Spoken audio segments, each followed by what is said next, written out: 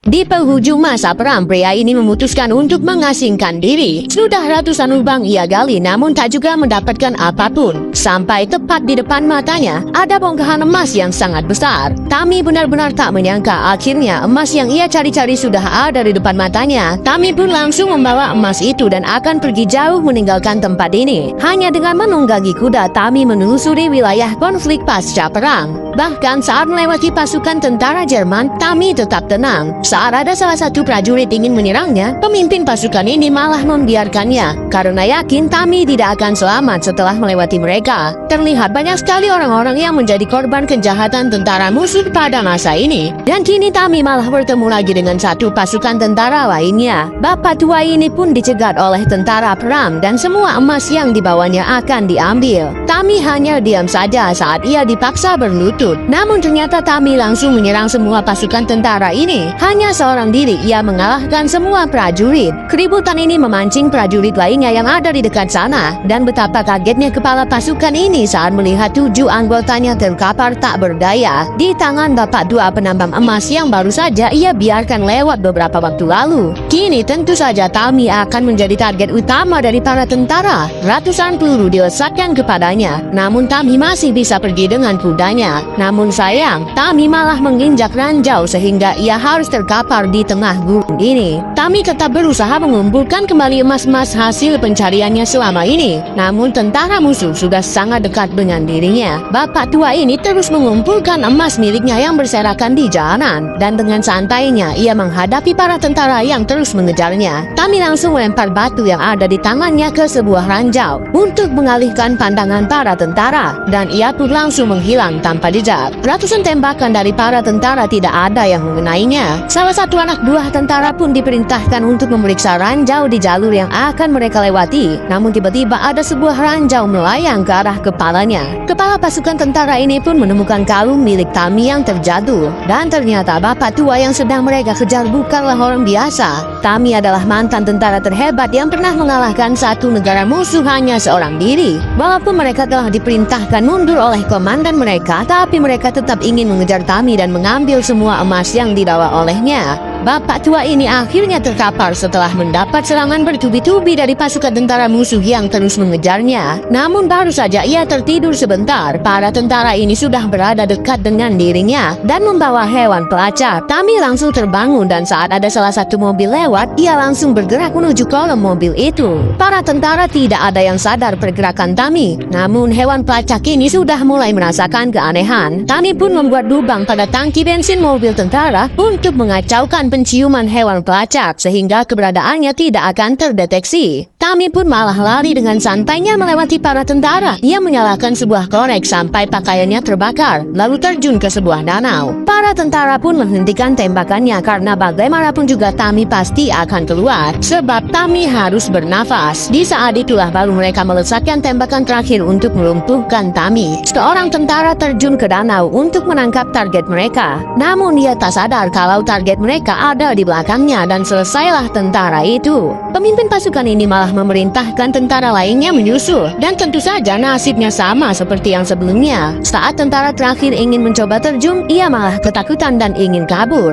Tentu saja ketua pasukan ini tidak terima ada anggotanya yang membelot dan langsung menembaknya. Namun ternyata target mereka akhirnya keluar dari danau dan menjadikan tubuh tentara tadi sebagai pelindungnya. Tami pun lagi-lagi berhasil kabur dari kejaran para tentara yang mengincarnya. Ia terus berjalan seorang diri melewati gempuran para tentara musuh yang sudah membumi hanguskan negaranya. Saat Tami sedang beristirahat, ia mendengar suara hewan peliharaannya yang ternyata sudah dipasang bahan peledak untuk menjebaknya. Tentu saja semua ini perbuatan pasukan tentara musuh yang mengejarnya. Ledakan besar terjadi dan Tami akhirnya berhasil dilumpuhkan oleh para tentara musuh. Ia pun langsung digantung dan ditinggalkan begitu saja. Keesokan paginya ada tentara lainnya yang melihat Tami sudah terlepas dari ikatannya. Saat melihat Tami masih hidup, tentara ini akan menyelesaikannya. Namun ternyata Tami bisa membalikan keadaan dan mengalahkan 2 orang tentara ini dengan mudah. Pasukan utama para tentara tadi tentu saja sudah mengira Tami berhasil mereka kalahkan tadi malam. Namun mereka tidak tahu kalau Tami masih hidup.